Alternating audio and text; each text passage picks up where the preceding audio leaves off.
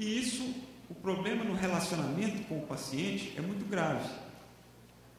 É pior do que, talvez, o erro em si. Porque quando você tem uma relação médico-paciente boa, você justifica, olha, realmente teve esse probleminha aqui e tal, mas nós vamos, com essa medicação, a senhora vai sentir melhor e tal. Se você tem uma relação médico-paciente adequada, você evita muito problema. E hoje, no Conselho, a gente percebe que 70% dos processos que são instaurados são crucialmente em função de uma relação médico-paciente desconfiada. No mínimo desconfiado. O paciente desconfiou que aquele médico estava passando a perna nele, que estava enganando, que aquele médico não sabia muita coisa. Obviamente, e aí eu abro esse parênteses, porque é aí que está a nossa relação com essa exposição, o aumento dos processos contra médicos. Aliado a isso, obviamente, uma imprensa sensacionalista, como disse aqui a doutora. Hoje, antigamente era só a síndrome da segunda-feira, porque tinha as doenças do Doutor Fantástico. Né? O paciente assistiu o Fantástico e, rapaz, mas aquela dor é exatamente ali aonde o Cid Moreira falou. Aquela coceira tem também ali onde ele mostrou. Na segunda-feira ele estava lá. Assim, metade dos pacientes era síndrome do Doutor Fantástico. Hoje é todo dia o Doutor Google. E ele pesquisa para te testar. Quero ver se esse doutor está sabendo mesmo. Agora, o pior é o inverso. Você trata o paciente, ele desconfiado vai lá no Dr. Google, mas aquele tratamento que ele passou não é o de escolha, não, aquele é a segunda opção. Vou meter o ferro nesse doutor, que ele não está sabendo nada. Então, existe essa alta quantidade de informação, amplamente disponível, nem sempre com o respaldo científico. Outra coisa que foi falada aqui é justamente essa questão de muita gente querer se enriquecer às custas de um processo, um dinheiro fácil, aí na litigância de má-fé e, quem sabe, até uma extorsão. A gente vê isso também muito no tribunal ético, que vai depois para a justiça comum. E, obviamente, que existe aí uma parcela significativa daquilo que é infração ética também. Finalmente, esse é o último slide. É importante, sim, que, no nosso ponto de vista, que o médico tenha uma remuneração justa e digna, porque o médico ele tem duas pernas, duas colunas. Ele tem uma coluna técnico-científica, que é o que garante ali que ele vai ter o conhecimento, que ele vai resolver o problema daquele paciente, mas ele tem também uma outra coluna que o sustenta, que sustenta o consultório dele, que sustenta o hospital, que é uma coluna administrativo-financeira. Se ele não tem a condição administrativo-financeira, ele não vai ter a condição de se atualizar, de fazer um curso fora da sua cidade, de ir a congressos anualmente, de trazer novas tecnologias para a sua cidade.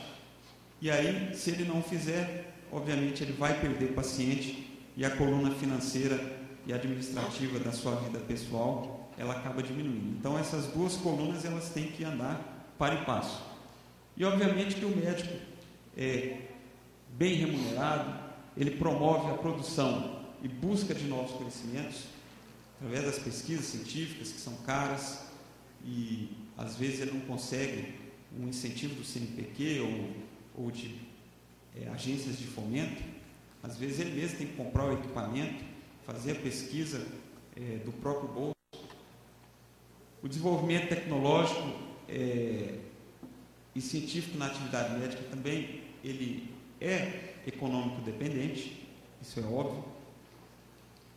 Permite a relação médico-paciente e família adequada, porque ele vai ter tempo e tranquilidade de conversar com o seu paciente, diminuindo aí as angústias nessa relação e, obviamente, trazendo aí uma melhor assistência à comunidade e desenvolvimento econômico do Estado, porque se ele traz ciência, se ele traz inovação tecnológica, se ele traz mais serviços médicos para a sua cidade, para o seu Estado, obviamente isso aí gera riqueza, gera imposto, gera um desenvolvimento social.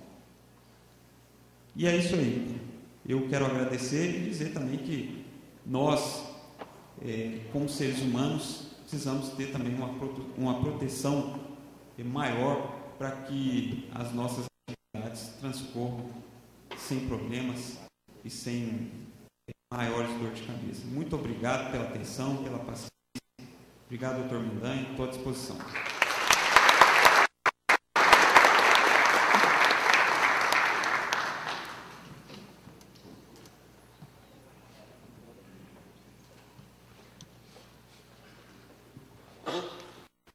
Agradecer a brilhante palestra do Dr. Leonardo e convidá-lo a, nesse momento, receber o seu certificado de palestrante. Fica aqui na mesa comigo para responder as perguntas. Parabéns. Sem querer deter o poder do microfone, mas já detendo o poder do microfone, eu tive a oportunidade de fazer o curso, a pós-graduação em Direito Médico, e a minha turma era bem dividida. Estou vendo vários colegas aqui, um prazer revê-los. E eu lembro que a gente teve uma discussão muito legal, porque a imagem que o médico tinha do advogado era uma, e a imagem que o advogado tinha do médico era totalmente outra, distorcida. Então, baseado nisso, eu queria fazer uma pergunta para o Dr. Leonardo a respeito do salário corrente do médico brasileiro. Se ele tem essa informação para passar para os colegas advogados, porque eu tive o prazer de fazer medicina, depois eu fiquei esperto e fiz direito, né? Resultado.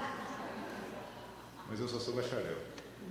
Essa é uma informação que eu queria que houvesse uma aproximação e um entendimento melhor do que está acontecendo na realidade. O senhor tem essa informação, doutor Leonardo?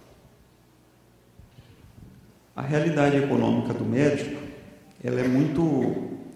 Há uma disparidade. A disparidade que existe na sociedade em geral, ela também se reflete na categoria médica. Então, vocês viram ali pelos valores que existe uma discrepância muito grande.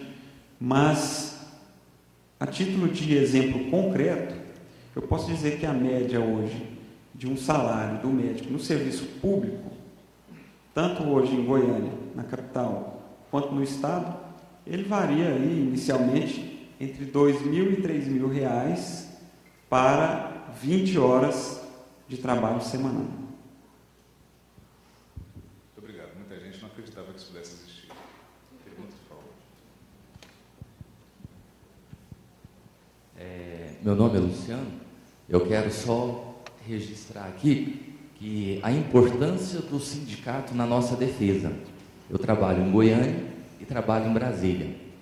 E eu digo o seguinte, que nós médicos frequentamos muito mais as delegacias do que os próprios bandidos, porque toda hora a gente está sendo agredido. O professor Gutenberg aqui, o presidente de Brasília, atua lá, é muito, muito atuante. E tivemos agora no materno infantil uma pediatra, né, que veio um oficial de justiça para prendê-la, porque um juiz, né, ele determinou que uma determinada criança fosse internada via Ministério Público, não tinha leito, e o oficial de justiça erroneamente chegou lá e queria prender, parece que era para ir no secretário, era sexta-feira à noite, ele não estava, foi no diretor do materno infantil, ele não estava, e aí o oficial de justiça queria pegar a pediatra, né, porque tinha que colocar uma criança que o Ministério Público tinha determinado. Então essa interferência da justiça nos atos médicos está sendo muito conturbada. Então, sim, é necessário que nós nos fortaleçamos mesmo, que, né, a gente se provenha de conhecimentos técnicos, jurídicos, né, e que possa barrar um pouco isso daí, porque está complicado. Ser médico não é fácil. Agora, ser médico com a interferência do judiciário, que muitas vezes não sabe nada, dificulta bastante. Era isso que eu queria registrar. Queria dar os parabéns para o Dr. Leonardo pela brilhante palestra e comentar exatamente isso. Eu acho que o Ministério Público, nessa ação dele, na realidade, ele estava cumprindo o que está escrito na lei, né? Que a saúde é um direito de todos e um dever do Estado.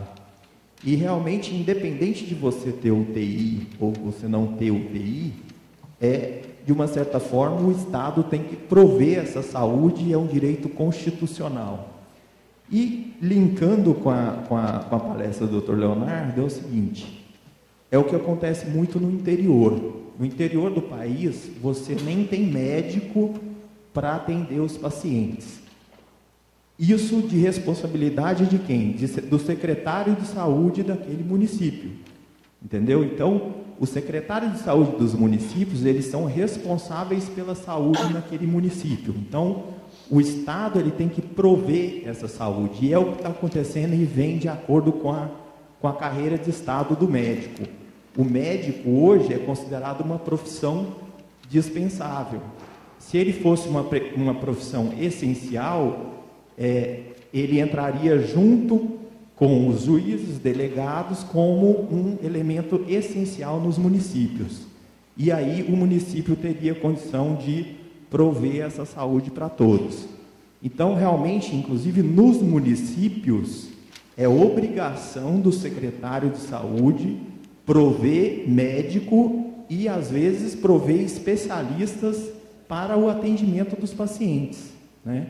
E prover também presença de estrutura, né?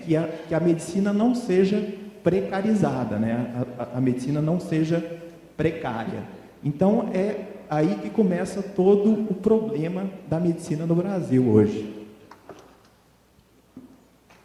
Eu quero só complementar uma passagem que teve há uns 4 anos, 5 anos atrás. Teve um congresso médico ginecológico aqui em Goiânia, e tinha a participação de um colega advogado do Mato Grosso, um de Brasília, o Ministério Público representado pelo Isaac Benchimol, e ali a gente estava conversando sobre os deveres, né, as condutas do médico, a responsabilidade.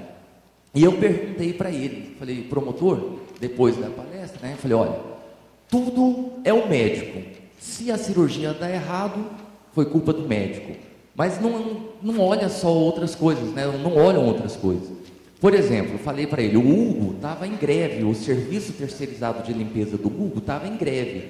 Então você entra em contaminação, você entra em inúmeras variáveis.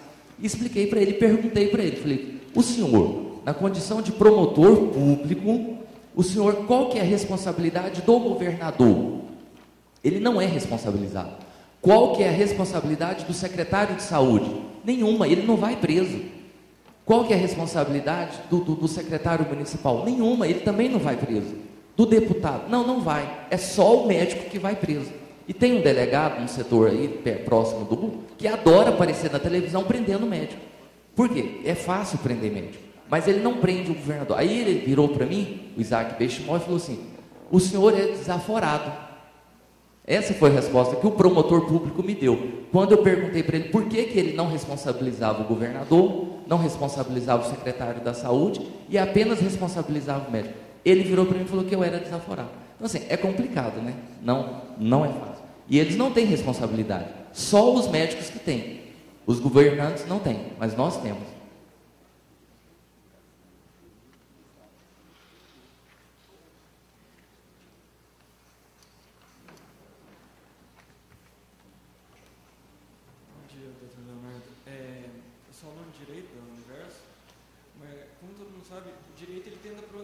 Sempre a exceção.